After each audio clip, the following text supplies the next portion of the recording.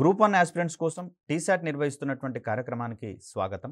ఈ వీడియోలో మనం కమ్యూనికేషన్స్ అనే టాపిక్‌కి సంబంధించి ప్రాథమిక సమాచారము మరియు ఇతర ఉన్నతమైనటువంటి విషయాలు తెలుసుకునే ప్రయత్నం చేద్దాం. దీంట్లో ముఖ్యంగా ఇంటర్నెట్‌కి సంబంధించినటువంటి యూసేజెస్‌కి ఒక క్వెషన్ ఫ్రేమ్ చేసుకోవడం జరిగింది. ముఖ్యంగా చూస్తే ఇది ఒక ఓపెన్ ఎండెడ్ క్వెషన్‌గా మనం గమనించవచ్చు. అంటే ప్రాథమికంగా వీటినే మనం పొందుపరచాల్సినటువంటి అవసరం లేదు. మరిన్ని మన యొక్క లైఫ్ టైమ్‌లో వినియోగించేటటువంటి అంశాలను సైతం ఇక్కడ మనం ఇంక్లూడ్ చేయవచ్చు. కాకపోతే ప్రాపర్ మేనర్‌గా ఉండేటట్లుగా మనం వాటిని చూసుకోవాలి. ముఖ్యంగా చూస్తే కమ్యూనికేషన్స్ అనేది కూడా కంప్యూటర్స్‌కి సంబంధించినటువంటి అడ్వాన్స్‌డ్ యూసేజ్‌గా మనం చూస్తూ ఉంటాం కాబట్టి, ఇది ఒక ఇంటర్‌లింక్డ్ సబ్జెక్ట్‌గానే మనం చూస్తూ ఉన్నాం. అదేవిధంగా ఇక్కడ స్పెసిఫిక్‌గా కమ్యూనికేషన్స్ అనేది మెన్షన్ చేశాడు కాబట్టి దీంట్లో ఇంటర్నెట్‌కు సంబంధించినటువంటి యూసేజెస్ కావచ్చు, అదేవిధంగా మొబైల్ కమ్యూనికేషన్ టెక్నాలజీకి సంబంధించినటువంటి అంశాలు ప్రాథమికంగా తెలుసుకునే ప్రయత్నం చేద్దాం. మరిన్ని ఇంక్లూడెడ్ కంప్యూటర్‌కి సంబంధించినటువంటి అంశాలు ఇక్కడ మనం పొందుపరుస్తూ వాటిని తెలుసుకునే ప్రయత్నం చేద్దాం. దీంట్లో మరిన్ని అడ్వాన్స్‌డ్ కాన్సెప్ట్స్ అనేవి మనకు యూనిట్ 1లో భాగంగా వస్తాయి. ఎమర్జింగ్ టెక్నాలజీస్ అనే టాపిక్‌కి సంబంధించి. కాబట్టి కొన్ని అంశాలను అక్కడ వివరించుకునే ప్రయత్నం చేద్దాం. మరికొన్ని అంశాలు ఇక్కడ తెలుసుకునే ప్రయత్నం చేద్దాం. ముఖ్యంగా ఇంటర్నెట్‌కు సంబంధించి చూస్తే ప్రస్తుత కాలంలో అనేకమైనటువంటి అంశాలలో ఇంటర్నెట్ వాడకం అనేది పెరిగింది కాబట్టి, ఏరియా వారీగా ఇక్కడ ఇంటర్నెట్ యొక్క యూసేజ్ ఏ విధంగా ఉంది అనేది తెలుసుకునే ప్రయత్నం చేద్దాం. సో, దీంట్లో క్వెషన్ యొక్క స్ట్రాటజీ ఏంటి అంటే, ఇంటర్నెట్ అంటే ఏంటి? దాని యొక్క ఉపయోగాలను వివరించండి అనే ఓరియంటేషన్ ఇక్కడ మనం గమనిద్దాం. ముఖ్యంగా చూస్తే ఇంటర్నెట్ అనేది నెట్వర్క్ ఆఫ్ నెట్వర్క్స్ అని సింపుల్ డెఫినేషన్‌గా చెప్పుకోవచ్చు. అంటే ప్రపంచవ్యాప్తంగా ఎస్టాబ్లిష్ అయినటువంటి నెట్వర్క్స్ అన్నింటినీ కూడా ఒక నెట్వర్క్ మాదిరిగా కనెక్ట్ చేసేటటువంటి వ్యవస్థగా మనకి ఇక్కడ ఇంటర్నెట్ అనేది కనిపిస్తుంది. దీన్నే మరో రకంగా అంతర్జాలము అనేటటువంటి పదంగా కూడా చూస్తూ ఉన్నాం. సో, ఇందులో చూస్తే ఇంటర్నెట్ అనేది ప్రపంచవ్యాప్తంగా ఏర్పాటైనటువంటి కంప్యూటర్ నెట్వర్క్‌లను ఒకదానితో ఒకటి అనుసంధానించి వాటి మధ్య సమాచార మార్పిడికి అనుమతించేటటువంటి ఒక విస్తృతమైనటువంటి నెట్వర్క్‌గా మనకిక్కడ కనిపిస్తూ ఉంది. ఈ ఇంటర్నెట్ ఆధారంగా ఏం చేయవచ్చు అంటే, కంపెనీలు కావచ్చు, ప్రభుత్వాలు కావచ్చు, విశ్వవిద్యాలయాలు మరియు ఇతర సంస్థలు వివిధ అవసరాల కోసం రూపొందించినటువంటి డిజిటల్ సమాచారము ప్రపంచవ్యాప్తంగా పంపిణీ చేయడానికి, అదేవిధంగా దాన్ని యాక్సెస్ చేయడానికి, వినియోగించుకోవడానికి వీలు కలుగుతుంది ఇంటర్నెట్ మాధ్యమంగా. ఇక్కడ సమాచారం అనేది చిత్రాల రూపంలో ఉండవచ్చు, వీడియోల రూపంలో ఉండవచ్చు, అదేవిధంగా డాక్యుమెంట్ల రూపంలో సైతం అక్కడ సమాచారం అనేది ఉండవచ్చు. మరి ఇటువంటి సమాచారము ఎక్కడ రూపొందించబడినా కూడా ప్రపంచవ్యాప్తంగా దీనిని యాక్సెస్ చేసుకునేందుకు అవకాశం దొరుకుతుంది. అది ఇంటర్నెట్ ద్వారా వచ్చేటటువంటి ఒక ప్రధానమైనటువంటి అడ్వాంటేజ్‌గా చెప్పుకుంటాం. ఇక్కడ మరి ఇంటర్నెట్ ఏర్పాటులో కీలకంగా ఏమేం పరిణమిస్తాయి అనేటటువంటి అంశాలను చూస్తే, ఇంటర్నెట్ ఏర్పాటులో ముఖ్యంగా కంప్యూటర్లు, అదేవిధంగా డేటా సెంటర్స్, కొన్ని రకాలైనటువంటి రూటర్స్ ఇవి కనెక్ట్ చేయడానికి ప్రధానంగా ఉపయోగపడతాయి. అదేవిధంగా సమాచారం మొత్తంగా కొన్ని సర్వర్లలో నిక్షిప్తమైనటువంటి దృష్ట్యా ఆ సర్వర్ల నుంచి ఇతర కంప్యూటర్ల ద్వారా మనం సమాచారాన్ని యాక్సెస్ చేసుకోవడానికి అవకాశం ఉంటుంది కాబట్టి, సర్వర్లు కావచ్చు, అదేవిధంగా రిపీటర్లు కావచ్చు, అదేవిధంగా ప్రపంచ దేశాల మధ్య ఈ ఇంటర్నెట్ సర్వీసెస్ ప్రొవైడ్ చేయాలన్నా, అదేవిధంగా ఒక దేశంలోని విభిన్నమైనటువంటి ప్రాంతాలలో ఇంటర్నెట్ సర్వీసెస్ అందించాలన్నా ప్రస్తుతం శాటిలైట్స్ అనేవి కీలకంగా ఉంటున్నాయి కాబట్టి, ఇంటర్నెట్ ఏర్పాటులో ఉపగ్రహాలు సైతం కీలక పాత్ర పోషిస్తూ ఉన్నాయి. వీటితో పాటుగా వైఫై టవర్స్ కూడా మనకు ప్రధాన పాత్ర పోషిస్తున్నట్లుగా మనం గమనించవచ్చు ఇంటర్నెట్ ఏర్పాటుకు సంబంధించి. ఇక్కడ ఇంటర్నెట్ అభివృద్ధిని గనక మనం గమనిస్తే, తొలినాళ్లలో ఆర్పానెట్ అనేటటువంటిది ఇంటర్నెట్‌కి మాతృకగా నిలబడుతుంది. మరి దీని అభివృద్ధిలో కీలకమైనటువంటి పాత్ర పోషించినటువంటి రాబర్ట్ డబ్ల్యూ టేలర్ అనేటటువంటి వ్యక్తి, అదేవిధంగా ట్రాన్స్మిషన్ కంట్రోల్ ప్రోటోకాల్, దీన్నే సింపుల్‌గా టీసీపీ అంటాం. అదేవిధంగా ఇంటర్నెట్ ప్రోటోకాల్, దీన్నే ఐపీ.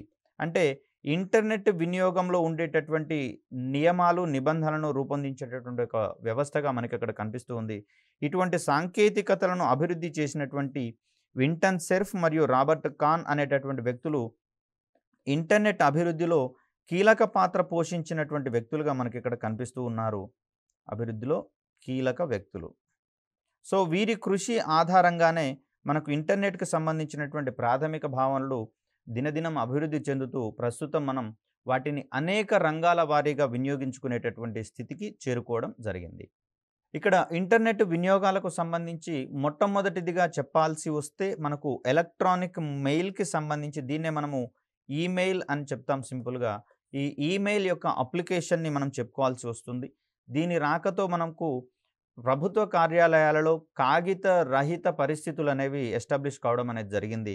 ఇంటర్నెట్ యొక్క మొదటి ముఖ్యమైనటువంటి ఉపయోగాలలో ఈమెయిల్ లేదా ఎలక్ట్రానిక్ మెయిల్ ఒకటి. దీని ద్వారా సమాచార బట్వాడా అనేది సమాచారంని ట్రాన్స్ఫర్ చేసేటటువంటి ఫెసిలిటీ అనేది పూర్తి సెక్యూర్డ్ మేనర్‌లో జరుగుతుంది. ఇది అంతర్జాల సౌకర్యాలు కల్పించిన తొలి నాళ్లలో కమ్యూనికేషన్ యొక్క ప్రధాన వనరుగా ఉంది. అయినా కూడా ప్రస్తుతం మనకు ఈ ఓటీటీస్ అనేవి రావడం జరిగిందండి. ఈ ఓటీటీస్ ద్వారా అంటే ఉదాహరణలేంటి? వాట్సాప్ కావచ్చు, స్కైప్ అనేటటువంటిది మనకు ఒక ఓటీటీ ప్లాట్‌ఫామ్‌గా కనిపిస్తుంది. వైబర్ అనేటటువంటిది కూడా మనకు ఓటీటీ ప్లాట్‌ఫామ్‌గా కనిపిస్తుంది. వీటి ద్వారా ప్రస్తుతం మనము అనేకమైనటువంటి సమాచారాన్ని ఒకరితో ఒకరికి షేర్ చేసుకుంటూ ఉన్నా కూడా పూర్తి భద్రతతో కల్పించబడినటువంటి ఒక సమాచార ట్రాన్స్‌ఫర్‌గా మనకిక్కడ ఎలక్ట్రానిక్ మెయిల్ అనేది ఒక మాధ్యమంగా కనిపిస్తూ ఉంది. ఇక్కడ ఈ ఓటీటీస్ అన్నీ వచ్చినా కూడా మనకు ఇప్పటికీ కూడా ఈమెయిల్ అనేది విస్తృతంగా వాడుకలో ఉన్నట్లుగా మనం గమనించవచ్చు. వినియోగదారులు ఉచితంగానే ఈమెయిల్ చిరునామాను పొంది దీన్నే మనం ఈమెయిల్ ఐడీ అనేటటువంటి అంశంగా కూడా చూస్తూ ఉన్నాం. ఇతరులతో సులభంగా కమ్యూనికేట్ చేసుకునేటటువంటి క్రమాన్ని మనం ఇక్కడ గమనించవచ్చు. వీటి ద్వారా కూడా మనము చిత్రాలను కావచ్చు, ఫోటోలను కావచ్చు, అదేవిధంగా డాక్యుమెంట్స్‌ని కావచ్చు, స్వల్ప పరిమాణంలో ఉండేటటువంటి వీడియోలను కావచ్చు,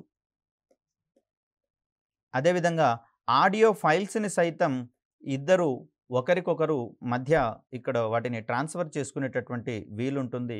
అది కూడా నాణ్యత కోల్పోకుండా పూర్తి నాణ్యతతో కూడినటువంటి ట్రాన్స్‌ఫర్ అనేది బదిలీ అనేది ఇక్కడ పాసిబుల్ అవుతుంది ఈమెయిల్ మాధ్యమంగా. ఈమెయిల్‌కి సంబంధించినటువంటి మరికొన్ని అంశాలను గమనిస్తే ఇంటర్నెట్‌లో వ్యక్తుల మధ్య సురక్షితమైనటువంటి, వేగవంతమైనటువంటి కమ్యూనికేషన్ ఈమెయిల్ ద్వారా సాధ్యం కావడం అనేది జరుగుతుంది. ఇంటర్నెట్ కనెక్షన్ నాణ్యంగా ఉన్నటువంటి పరిస్థితులలో మరింత వేగవంతమైనటువంటి సౌకర్యాలనేవి కల్పించడం జరిగింది. ఈమెయిల్‌ని ఉపయోగించి వ్యక్తులు సమాచారాన్ని, చిత్రాలు, ఆడియో, వీడియో మరియు ఇతర డేటా ఫైల్‌లను త్వరితంగా షేర్ చేసుకునేటటువంటి వీలు కల్పించడం జరుగుతుంది. ఈమెయిల్ యొక్క మరొక ముఖ్యమైనటువంటి అడ్వాంటేజ్‌గా కాగితం యొక్క వినియోగాన్ని ఇది గణనీయంగా తగ్గించినట్లుగా మనం ఇక్కడ గమనించవచ్చు. తద్వారా కాగిత రహిత కార్యాలయాలు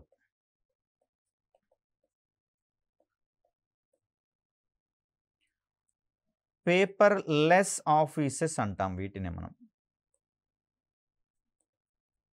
పేపర్ లెస్ ఆఫీసెస్ కాగిత రహిత కార్యాలయాలను రూపొందించడంలో ఈమెయిల్ అనేది గణనీయమైనటువంటి పాత్ర పోషించింది. ముఖ్యమైనటువంటి ఫైల్స్‌ని వ్యక్తుల మధ్య భౌతికంగా సమర్పించుకునేటటువంటి అవకాశాన్ని తగ్గించినటువంటి క్రమాన్ని ఇక్కడ మనం చూడవచ్చు. గతంలో అయితే ఒక ఫైల్‌ని పుటప్ చేయాలి అంటే ఒకరి నుంచి మరొకరికి భౌతికమైనటువంటి పత్రాల రూపంలో వాటిని అందించాల్సి వచ్చేది. ఫైల్స్ రూపంలో అందించాల్సి వచ్చేది.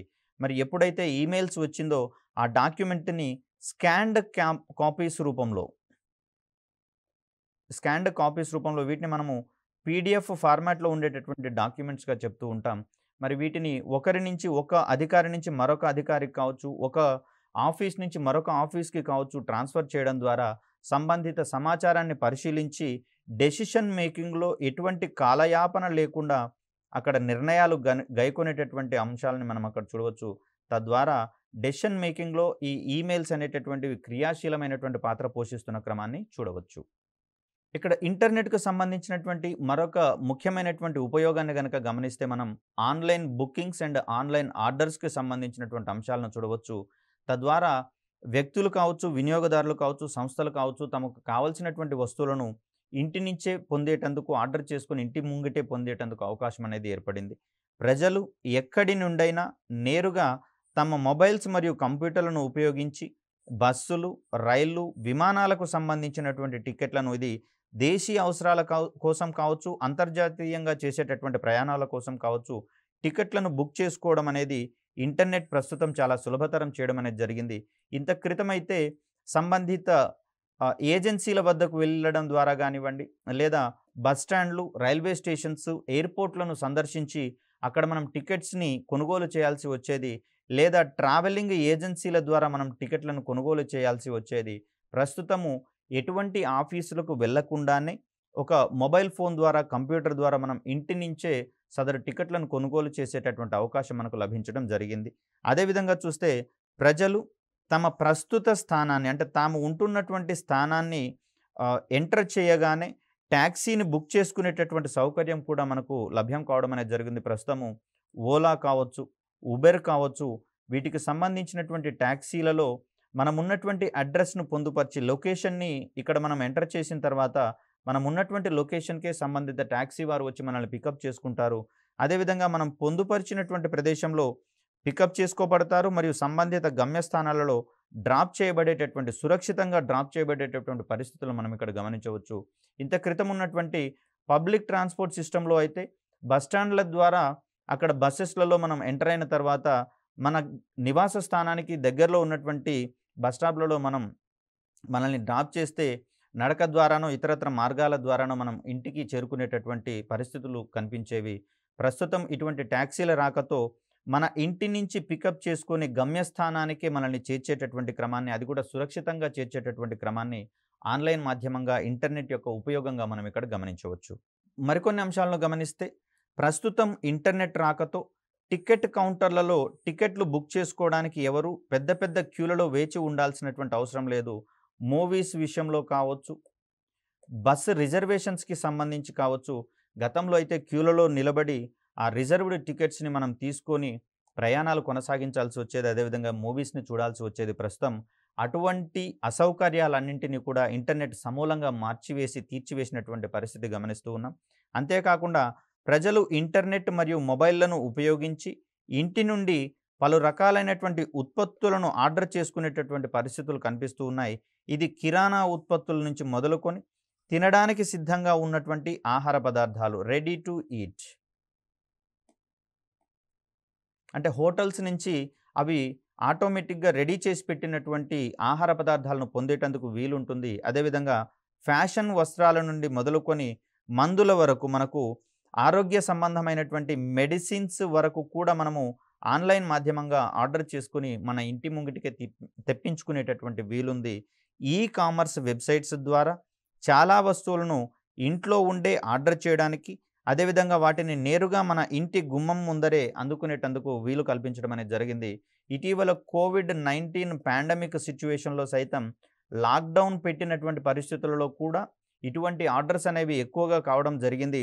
ప్రపంచవ్యాప్తంగా ఉన్నటువంటి అనేకమైనటువంటి సంస్థలు తమ యొక్క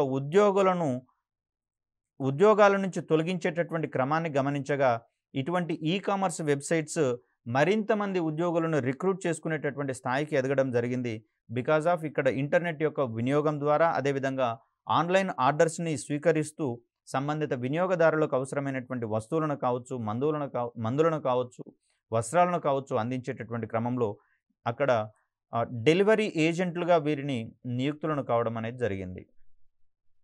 డెలివరీ ఏజెంట్స్‌గా. సో ఇంటర్నెట్ యొక్క మరొక ముఖ్యమైనటువంటి ఉపయోగంగా మనకిక్కడ నగదు రహిత లావాదేవీలు అనేవి కనిపిస్తూ ఉన్నాయి.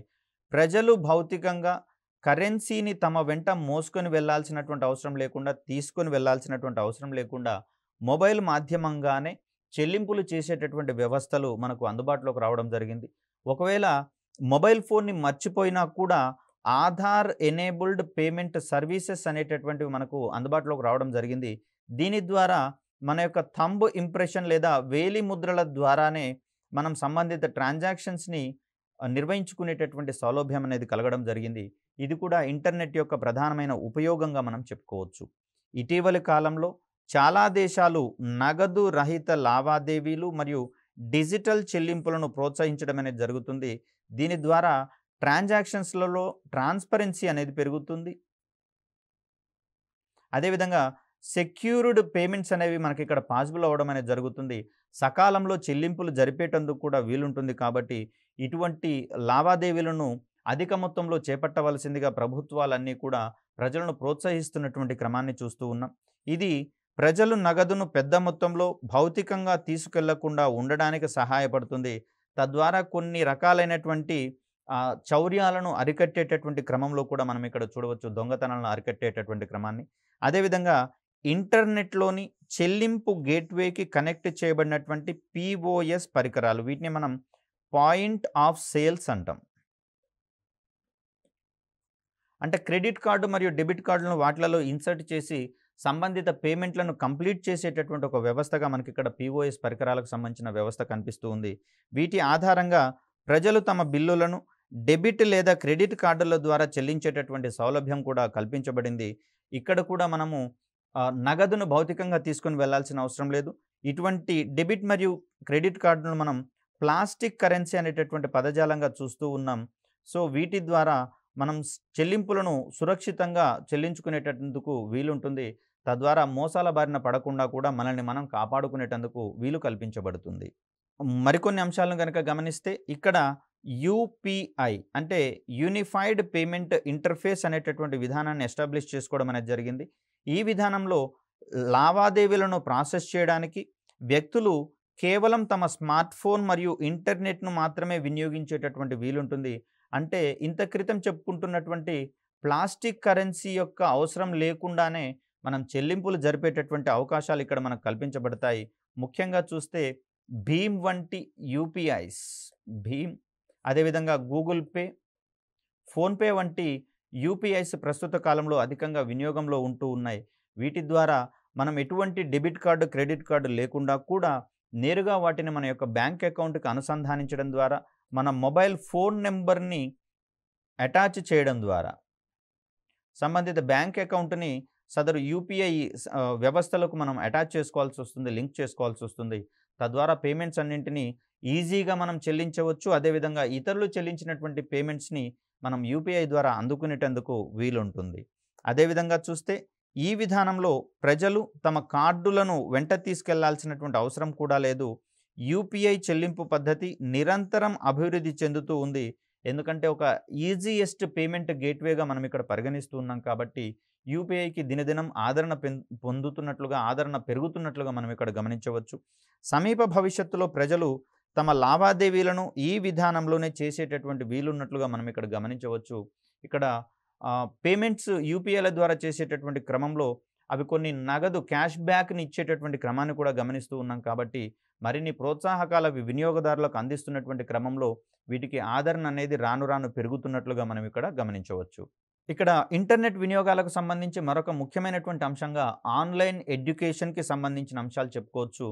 కరోనా పాండమిక్ సమయంలో, లాక్‌డౌన్ సమయంలో అనేక మంది విద్యార్థులు పాఠశాలల ముఖం చూడకుండా ఇంటి ముంగిటనే ఉండిపోవాల్సినటువంటి పరిస్థితులలో మరి వారి యొక్క విద్యా సంవత్సరం వేస్ట్ కాకుండా సదరు యాజమాన్యాలు, పాఠశాల యాజమాన్యాలు కావచ్చు, కళాశాలలు కావచ్చు, విద్యార్థులకు ఇంటి ముంగిటికే విద్యను తీసుకొని వచ్చినటువంటి క్రమాన్ని మనం గమనిస్తూ ఉన్నాం. అయితే ఇక్కడ ఎడ్యుకేషన్ అనేది మనకు 2 రకాలుగా అందుతుందండి. Formal education, informal education. దీన్ని నాన్ ఫార్మల్ ఎడ్యుకేషన్ అని కూడా అనవచ్చు. పాఠశాలల్లో దొరికేది మొత్తంగా మనం చూస్తే ఫార్మల్ ఎడ్యుకేషన్ కాగా నియత విద్య అంటాము. మనకిక్కడ ఓపెన్ స్కూలింగ్ ద్వారా దొరికేటటువంటి ఇతరత్ర మార్గాల ద్వారా దొరికేటటువంటి ఎడ్యుకేషన్ మనం అనియత విద్య లేదా ఇన్‌ఫార్మల్ ఎడ్యుకేషన్ అనేటటువంటి పేరుతో మనం ఇక్కడ చెప్తాం. సో పాఠశాలల యొక్క అవసరం లేకుండానే పొందేటందుకు విద్యను అందుకునేటందుకు కూడా అవకాశం ఉంది. మరి అటువంటి ఎడ్యుకేషన్ సర్వీసెస్ అన్నీ కూడా మనకు ఆన్‌లైన్ ఎడ్యుకేషన్‌లో భాగంగా అందుతున్నట్లుగా మనం ఇక్కడ గమనించవచ్చు. అంతర్జాలంలో విస్తృత పరిధిలో విద్యా సంబంధమైనటువంటి అంశాలలో సమాచారం లభ్యం కావడం అనేది జరుగుతుంది. కేవలం మనం కొన్ని కీవర్డ్స్‌ని ఎంటర్ చేయడం ద్వారా సంబంధిత సమాచారాన్ని అవసరమైతే వేలు, వందల కొద్ది పేజీలు మనకు యాక్సెస్ చేసుకోవడానికి అందుబాటులో ఉంటుంది. కావలసిన సమాచారం పొందడం అనేది ప్రస్తుతం ఇంటర్నెట్ వినియోగం పెరిగిన తర్వాత ఒక చిటికెలో పనిగా మారిపోవడం అనేది జరిగింది. మరికొన్ని అంశాలు గమనిస్తే వీటి ఫలితంగా విద్యార్థులు మొదలుకొని ఉపాధ్యాయ లోకం వరకు కొద్దిపాటి సమయంలోనే ఆయా అంశాలను శోధించి అంటే సెర్చ్ చేసి సంబంధిత అంశాన్ని పూర్తి స్థాయిలో అధ్యయనం చేసేటటువంటి వీలుంటుంది. వ్యక్తులు సంబంధిత అధ్యయన సామగ్రిని బహుళ ఫార్మాట్లలో అంటే కేవలం టెక్స్ట్ రూపంలోనే కాదు, డాక్యుమెంట్ రూపంలోనే కాదు, చిత్రాల రూపంలో కావచ్చు, వీడియోల రూపంలో కావచ్చు, డాక్యుమెంట్స్ పత్రాల రూపంలో కావచ్చు, ఈ రకమైనటువంటి విభిన్న ఫార్మాట్‌లలో అక్కడ యాక్సెస్ చేసుకోవడానికి అవకాశం ఉంటుంది. తద్వారా సంబంధిత సమాచారానికి సంబంధించి సమగ్ర అవగాహన మొత్తంగా అండర్‌స్టాండింగ్ లెవెల్స్ అనేవి పెంచుకునేటందుకు ఎక్కువ అవకాశం అనేది ఉంటుంది. ఇలా ఈ సమాచారాన్ని త్వరగా కనుగొనడంలో ఇంటర్నెట్‌కు సంబంధించి శోధన ఇంజిన్‌లు వీటిని మనం సెర్చ్ ఇంజిన్స్ అంటాం.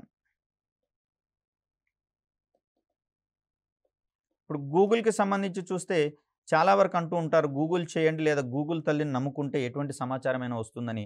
అంటే ఇక్కడ గూగుల్ యొక్క సెర్చ్ బాక్స్‌లో మనకు కావాల్సినటువంటి సమాచారాన్ని గనక అక్కడ ఎంటర్ చేసినట్లయితే సంబంధిత సమాచారాన్ని అందించే వెబ్‌సైట్స్ కావచ్చు, వీడియోస్ కావచ్చు, ఇమేజెస్ కావచ్చు మనకు కింద వరుసగా డిస్‌ప్లే అవ్వడం అనేది జరుగుతుంది. వీటిని మనం సెర్చ్ ఇంజిన్స్‌గా మనం చెప్తూ ఉన్నాం. అదేవిధంగా ఎడ్జ్‌కి సంబంధించి అంటే మైక్రోసాఫ్ట్‌కి సంబంధించి కూడా ఎడ్జ్ అనేటటువంటి సెర్చ్ ఇంజిన్స్‌ని ఎస్టాబ్లిష్ చేసుకోవడం అనేది జరిగింది. ఇవన్నీ ఇంటర్నెట్ ఆధారితంగా పనిచేసేటటువంటి వ్యవస్థలుగా మనం చూస్తూ ఉన్నాం. సో, ఇటువంటి సెర్చ్ ఇంజిన్స్ వల్ల మనకు కావాల్సినటువంటి సమాచారాన్ని కనుగొనడానికి అనేక పుస్తకాలను చదవడానికి లైబ్రరీకి వెళ్ళవలసినటువంటి అవసరము తొలగించబడింది. ఇంత క్రితమైతే మనకు కావాల్సినటువంటి సమాచారం కోసం మనం లైబ్రరీకి వెళ్ళి అక్కడ మనం ఉన్నటువంటి సమాచారాన్ని ఏ పుస్తకాలలో లభ్యమవుతుందో భౌతికంగా, ఫిజికల్‌గా, మాన్యువల్‌గా వెతుక్కోవాల్సినటువంటి పరిస్థితి ఉండేది. మరి ఇంటర్నెట్ రాకతో అటువంటి కష్టాలన్నీ తొలగించినట్లుగా మనం భావించాల్సి ఉంటుంది. అంతేకాకుండా ఇంటర్నెట్ వీడియో కాన్ఫరెన్సింగ్ ద్వారా విద్యార్థులు తమ తరగతులలో పాల్గొనడానికి వీలు కల్పించడం అనేది జరిగింది. ఇటీవల కాలంలో చూస్తే గూగుల్ మీట్ కావచ్చు, అదేవిధంగా జూమ్ వంటి ప్లాట్‌ఫామ్స్ అధికంగా వినియోగంలోకి రావడం జరిగింది ఆన్‌లైన్ క్లాసులకు సంబంధించి. మరి ఇటువంటి క్లాసులలో అటెండ్ కావడం ద్వారా విద్యార్థులు నేరుగా పాఠశాలలకో, కళాశాలలకో వెళ్ళాల్సినటువంటి అవసరం లేకుండా వారి ఇంటి వాతావరణంలోనే సంబంధిత నిపుణులతో సంభాషించడం, వారి యొక్క లెక్చర్స్‌ని వినడం ద్వారా సంబంధిత అంశాల పట్ల మరింత సమగ్రమైనటువంటి అవగాహన పెంపొందించుకోవడానికి అవకాశం ఏర్పడుతుంది. ఫలితంగా విద్యార్థులు ప్రపంచంలో ఎక్కడి నుంచైనా తమ ఉపాధ్యాయులు లేదా విషయ నిపుణులతో కనెక్ట్ కావడం ద్వారా తమ సందేహాలను నివృత్తి చేసుకునేటందుకు వీలు కలుగుతుంది. అంటే ఇక్కడ ఆన్‌లైన్ ఎడ్యుకేషన్‌లో స్వయం అభ్యసన కూడా అక్కడ పాసిబుల్ అవుతుంది. మరి ఇలా వారు అభ్యర్థులు స్వయంగా నేర్చుకునేటటువంటి క్రమంలో ఏమైనా డౌట్స్ గనక రైజ్ అయినట్లయితే సంబంధిత గూగుల్ మీట్ మరియు జూమ్ వంటి ప్లాట్‌ఫామ్‌ల ద్వారా ఇంటర్నెట్ వీడియో కాన్ఫరెన్సింగ్ వంటి సౌకర్యాల ద్వారా సదరు అనుమానాలను, సందేహాలను నివృత్తి చేసుకునేటందుకు వీలు కలుగుతుంది. అక్కడ సబ్జెక్ట్ ఎక్స్‌పర్ట్స్‌తో నేరుగా సంభాషించడం ద్వారా. ఇంటర్నెట్ అందించేటటువంటి మరికొన్ని ముఖ్యమైనటువంటి ఉపయోగాలలో online banking and online trading కూడా చాలా ముఖ్యమైనటువంటిదిగా మనం చూస్తూ ఉన్నాం. ప్రస్తుతం ఇంటర్నెట్ అందుబాటులోకి వచ్చిన తర్వాత బ్యాంకింగ్ మౌలిక స్వరూపం పూర్తిగా మారిపోవడం జరిగింది. తద్వారా ప్రస్తుత కాలంలో వినియోగదారులెవరూ కూడా బ్యాంకు వైపుకు వెళ్ళకుండానే తమ ఇంటి ముంగిటి నుంచే బ్యాంకింగ్ ట్రాన్సాక్షన్స్‌ని నిర్వహించుకునేటటువంటి సౌలభ్యం రావడం జరిగింది. ఇంటర్నెట్ బ్యాంకింగ్ ద్వారా ప్రజలు తమ గృహాల నుండి లేదా ప్రయాణాల సందర్భంగా సైతం వారి బ్యాంక్ ఖాతాలను నిర్వహించుకునేటందుకు వీలు కలిగింది. దీంట్లో ముఖ్యంగా చూస్తే క్యాష్‌ని బదిలీ చేయడం కావచ్చు, క్యాష్ ట్రాన్సాక్షన్స్ అంటే క్యాష్‌ని అందుకోవడం కావచ్చు, రెండూ కూడా పాసిబుల్ కావడం అనేది జరిగింది. క్రెడిట్, డెబిట్ రెండూ కూడా మనకి ఇక్కడ పాసిబుల్ కావడం జరుగుతుంది ఆన్‌లైన్ మాధ్యమంగా. అదేవిధంగా చూస్తే ఆన్‌లైన్ బ్యాంకింగ్ సహాయంతో వ్యక్తులు సురక్షితంగా డబ్బును ఒక బ్యాంకు ఖాతా నుండి మరొక బ్యాంకు ఖాతాకు బదిలీ చేసేటటువంటి పరిస్థితులు మనకి ఇక్కడ సులభతరం చేయబడ్డాయి. అదేవిధంగా బ్యాంకు శాఖలను సంప్రదించకుండానే ఏటీఎం కార్డుకు సంబంధించినటువంటి పర్సనల్ ఐడెంటిఫికేషన్ నెంబర్ అంటాం, దీన్ని పిన్ అంటాము. ఈ పిన్‌ని సైతం మనము ఇంట్లో ఉండే ఆన్‌లైన్ మాధ్యమంగా చేంజ్ చేసుకునేందుకు, మార్చుకునేటందుకు వీలు కల్పించడం అనేది జరిగింది ఇంటర్నెట్ ఉపయోగం పెరుగుతూ ఉన్నటువంటి క్రమంలో. ఇంత క్రితం అయితే బ్యాంకులకు వెళ్ళి ఒక అప్లికేషన్ ఇచ్చుకొని అక్కడ బ్యాంకింగ్‌కి సంబంధించినటువంటి పిన్‌ని చేంజ్ చేసుకోవాల్సి వచ్చేది. కానీ ప్రస్తుతము మనం ఆన్‌లైన్ మాధ్యమంగానే ఆన్‌లైన్ బ్యాంకింగ్ వ్యవస్థల ద్వారా లేదా నెట్ బ్యాంకింగ్ వ్యవస్థలని కూడా అంటాం వీటిని. వీటి ద్వారా మనం ఏటీఎం పిన్‌లను సైతం చేంజ్ చేసుకునేటటువంటి అవకాశం కల్పించడం జరిగింది. ఇక్కడ ప్రజలు బ్యాంకింగ్ సౌకర్యాలు పొందేటటువంటి క్రమంలో భౌతిక లేదా వర్చువల్ క్రెడిట్ కార్డ్స్, ఇటీవల క్రెడిట్ కార్డ్ సిస్టమ్ అనేది చాలా పెరిగిపోవడం అనేది జరిగింది.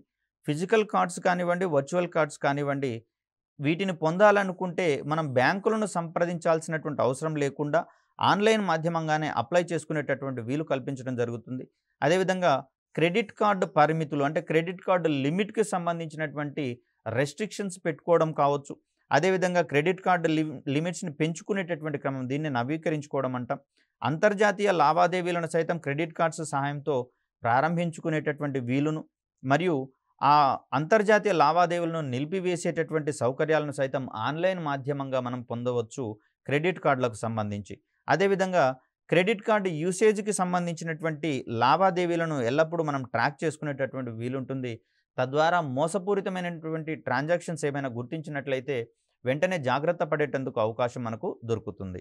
అదేవిధంగా చూస్తే ప్రజలు ఎక్కడి నుండైనా స్టాక్ మార్కెట్‌లో వ్యాపారం చేయడానికి ఇంటర్నెట్ చాలా అవకాశాలను సులభతరం చేసినట్లుగా మనం ఇక్కడ గమనించవచ్చు. ఇక్కడ స్టాక్ ఎక్స్‌చేంజీలకు సంబంధించినటువంటి వెబ్‌సైట్స్ నుంచి కావచ్చు, ఇటీవల కాలంలో యాప్స్ కూడా ఎక్కువ మొత్తంలో ఇక్కడ ప్రారంభించడం అనేది జరిగింది. వెబ్‌సైట్స్ ద్వారా కావచ్చు, యాప్స్ ద్వారా కావచ్చు, స్టాక్ మార్కెట్‌లోని షేర్ల యొక్క ట్రేడింగ్‌ని మనం నిర్వర్తించుకునేటటువంటి వీలుంటుంది. దీనికోసం మనం ఎటువంటి కార్యాలయాలను కానివ్వండి, షేర్ బ్రోకర్‌లను కానివ్వండి, ఏజెన్సీలను కానివ్వండి, మనం వెళ్ళాల్సినటువంటి అవసరం లేదు. ఇంట్లో ఉంటూనే వాటికి సంబంధించినటువంటి ట్రాన్సాక్షన్స్‌ని నిర్వహించుకునేటటువంటి వెసులుబాటు మనకు కల్పించడం జరిగింది. వ్యక్తులు ఆన్‌లైన్‌లో స్టాక్‌లను సులభంగా కొనుగోలు చేయడం, విక్రయించడం వంటి లావాదేవీలు సైతం సులభంగా నిర్వర్తించుకోవచ్చు ఆన్‌లైన్ మాధ్యమంగా. అదేవిధంగా చూస్తే ఇంటర్నెట్ అందించినటువంటి మరొక ముఖ్యమైనటువంటి ప్రయోజనంగా నావిగేషన్ అనేది కనిపిస్తుంది. దీన్ని మనం మార్గనిర్దేశనం అనవచ్చు. గతంలో అయితే కొత్త ప్రాంతాలకు వెళ్ళాల్సి ఉంటే పదే పదే కొంతమంది వ్యక్తులను దారిన పోయేటటువంటి వ్యక్తులను అడుగుతూ మన యొక్క ప్రయాణాన్ని కంటిన్యూ చేసుకునేటటువంటి క్రమాన్ని చూస్తూ ఉన్నాం. ప్రస్తుతం ఇంటర్నెట్ రాకతో అటువంటి ఇబ్బందులు మొత్తం తొలగి మనం నిరంతరాయంగా ప్రయాణాన్ని కొనసాగించేటందుకు వీలు కల్పించడం జరిగింది నావిగేషన్ సర్వీసెస్ అందుబాటులోకి రావడం వల్ల. నావిగేషన్ మెకానిజం అనేది ఇంటర్నెట్ యొక్క అత్యంత ప్రయోజనకరమైన ఉపయోగాలలో ఒకటిగా మనకు కనిపిస్తుంది. వినియోగదారులు ఆన్‌లైన్ మ్యాప్‌లలో తాము చేరుకోవాల్సినటువంటి లొకేషన్‌ని ఉంచిన తర్వాత ఆ లొకేషన్ గురించినటువంటి రూట్ మ్యాప్ వివరాలను ముందే పొందేటందుకు వీలుంటుంది. మరొక అడుగు ముందుకు వేసి వీలైనంత షార్ట్‌కట్ మార్గాలను సైతం ఇక్కడ మనం పొందేందుకు అవకాశం ఉంటుంది. అదేవిధంగా తక్కువ ట్రాఫిక్ ఉండేటటువంటి మార్గాలను సైతం మనం పొందేందుకు వీలుంటుంది. సాధ్యమైనంత త్వరగా మన గమ్యస్థానాన్ని చేరుకోవడానికి అవసరమైనటువంటి సూచనలు సైతం మనకు అక్కడ అందడం అనేది జరుగుతూ ఉంది. నావిగేషన్ సౌకర్యాలు అభివృద్ధి చెందిన తర్వాత గూగుల్ మ్యాప్స్ వంటివి ఈ క్రమంలో ఇటీవల కాలంలో ఎక్కువగా వినియోగించబడుతున్నట్లుగా మనం గమనించవచ్చు. వీటన్నింటితో పాటుగా ప్రస్తుతం మనం ఫిజికల్‌గా వార్తాపత్రికలను కొనుగోలు చేయకుండానే ఆన్‌లైన్ మాధ్యమంలో ఈ పేపర్, ఈ మ్యాగజైన్ వంటి వాటిని చదువుకునేటటువంటి అవకాశం మనకు ఏర్పడడం జరిగింది. అదేవిధంగా వినోద రంగంలో సైతం ఎలాంటి ప్లేయర్స్ అవసరం లేకుండా అంటే వీడియో క్యాసెట్ ప్లేయర్, ఆడియో ప్లేయర్ల వంటివి ఎక్స్టర్నల్‌గా మనం ఉంచుకోవాల్సినటువంటి అవసరం లేదు. ఆన్‌లైన్ మాధ్యమంగా సదరు చిత్రాలను కావచ్చు, పాటలను కావచ్చు ఎటువంటి ప్లేయర్ అవసరం లేకుండానే వినేటందుకు, వీక్షించేటందుకు అవకాశం దొరికింది ఆన్‌లైన్ మాధ్యమంలో. కాబట్టి చలనచిత్రాలను వీక్షించగల, నచ్చిన మ్యూజిక్‌ను వినగల సౌలభ్యం అనేది ఇంటర్నెట్ రాకతో ఏర్పడడం అనేది జరిగింది. అడ్వర్టైజింగ్ రంగంలో సైతం వ్యక్తుల యొక్క ఆసక్తులను అనుసరించి సంబంధిత ప్రకటనలు పొందేందుకు వీలు కలగడం జరిగింది. అక్కడ ఎప్పుడైతే డిస్కౌంట్స్ అధికంగా ఉంటాయో వినియోగదారులను ఆకర్షించేటటువంటి క్రమంలో సదరు డిస్కౌంట్లతో కూడినటువంటి ప్రకటనలు మనము అంతర్జాల మాధ్యమంగా మన మొబైల్ ఫోన్‌కి కావచ్చు, యాప్స్‌ని యాక్సెస్ చేసేటటువంటి క్రమంలో కావచ్చు, వీటిని పొందేటందుకు అవకాశం అనేది ఏర్పడడం జరిగింది. ఆ ప్రకటనల మీద క్లిక్ చేయగానే సదరు ఈ కామర్స్ వెబ్‌సైట్స్‌కి మనము డైరెక్ట్ చేయబడతాము. అక్కడి నుంచి వస్తువులకు సంబంధించినటువంటి డిస్కౌంట్ పోయిన తర్వాత మనం ఎంత పే చేయాలో అంత పే చేసి సదరు వస్తువుల్ని అత్యంత తక్కువ ధరకే మనం పొందేటందుకు వీలు కల్పించడం అనేది జరిగింది ఇంటర్నెట్ ఉపయోగాలు పెరిగిపోతున్నటువంటి ప్రస్తుత తరుణంలో. అదేవిధంగా చూస్తే ప్రస్తుతము జాతీయంగా, అంతర్జాతీయంగా జరిగేటటువంటి వర్తమాన అంశాలు, కరెంట్ ఈవెంట్స్‌కి సంబంధించినటువంటి సమాచారం కోసం మనం వేరే డివైజెస్ మీద ఆధారపడాల్సినటువంటి అవసరం లేదు. సోషల్ మీడియా యొక్క వినియోగం పెరిగిన తర్వాత ఈ సోషల్ మీడియా మాధ్యమంగా ప్రపంచవ్యాప్తంగా జరిగేటటువంటి సంఘటనలను మనం ఎప్పటికప్పుడు నోటిఫికేషన్ల రూపంలో పొందేటందుకు అవకాశం ఏర్పడుతుంది. తద్వారా కరెంట్ ఇష్యూస్ మీద మన యొక్క అవగాహనను మనం నిరంతరము అప్డేట్ చేసుకోవడానికి అవకాశం అనేది దొరికింది. అదేవిధంగా చూస్తే సాంప్రదాయ విధానాలపై ఆధారపడడాన్ని తగ్గించడం ద్వారా ఇంటర్నెట్ అనేది మన యొక్క జీవన సరళిని మరింత సులభతరం చేసినట్లుగా మనకి ఇక్కడ కనిపిస్తూ ఉంది. ఇంత క్రితమే చెప్పుకున్నాం, వాట్సాప్ వంటి ఓటీటీల ద్వారా ఇప్పుడు ప్రస్తుతం మనం వాయిస్ కాలింగ్ చేసేటటువంటి సదుపాయం వచ్చింది. అదేవిధంగా వీడియో కాలింగ్ చేసేటటువంటి సదుపాయం కూడా మనకు వచ్చింది. మరి గతంలో వాయిస్ కాలింగ్ కోసం టెలిఫోన్ల మీద ఆధారపడినటువంటి పరిస్థితులు మనం గమనించాము. మరి ప్రస్తుతం ఇంటర్నెట్ రాకతో స్మార్ట్ ఫోన్ని ఆధారంగా చేసుకొని కాల్ ఛార్జెస్ని తగ్గించుకునేటటువంటి క్రమంలో సైతం మనం వాయిస్ కాలింగ్ సదుపాయాలు రావడం అనేది జరిగింది. ప్రపంచవ్యాప్తంగా ఎక్కడ ఉన్నటువంటి మిత్రులతో అయినా సరే, ఆప్తులతో అయినా సరే మనం ఇటువంటి వేదికల ద్వారా వాయిస్ కాలింగ్ కావచ్చు, వీడియో కాలింగ్ కావచ్చు చేసుకునేటటువంటి సౌలభ్యం అనేది మనకు దొరికింది. అదే గతంలో అయితే వారితో మనం మామూలుగా వాయిస్ కాల్స్ చేసుకోవాలన్నా కానీ అధిక మొత్తాన్ని వెచ్చించాల్సి వచ్చేది. ప్రస్తుతం ఇంటర్నెట్ యుగంలో అటువంటి సాంప్రదాయ వ్యవస్థలన్నింటినీ కూడా పూర్తిగా తొలగించి మరింత అధునాతనమైనటువంటి సౌకర్యాలు రావడం అనేది జరిగింది. ఇంకొంచెం అడుగులు ముందుకు వేసినట్లయితే మెటావర్స్ అనేటటువంటి సాంకేతికత మనకు మరిన్ని అద్భుతాలు తీసుకొని వచ్చేటటువంటి క్రమాన్ని మనం ఇక్కడ గమనించవచ్చు. ఇది ఆగ్మెంటెడ్ రియాలిటీ, వర్చువల్ రియాలిటీ మరియు బ్లాక్ చైన్ వంటి ఇతర టెక్నాలజీలను అనుసంధానం చేసుకొని మరింత అద్భుతమైనటువంటి వర్చువల్ వాతావరణంలోకి, కల్పిత వాతావరణంలోకి, ఒక రియాలిటీని పోలి ఉండేటటువంటి వాతావరణంలోకి మనల్ని తీసుకొని వెళ్ళేటటువంటి క్రమాన్ని మనం ఇక్కడ గమనించవచ్చు. ఇవన్నీ ఇంటర్నెట్ యొక్క అద్భుతమైనటువంటి ఉపయోగాలుగా, ప్రయోజనాలుగా మనం ఇక్కడ గమనించవచ్చు. మరొక చక్కటి వీడియోతో మీ ముందుకు వచ్చే ప్రయత్నం చేస్తాను. అప్పటి వరకు సెలవు. ధన్యవాదాలు.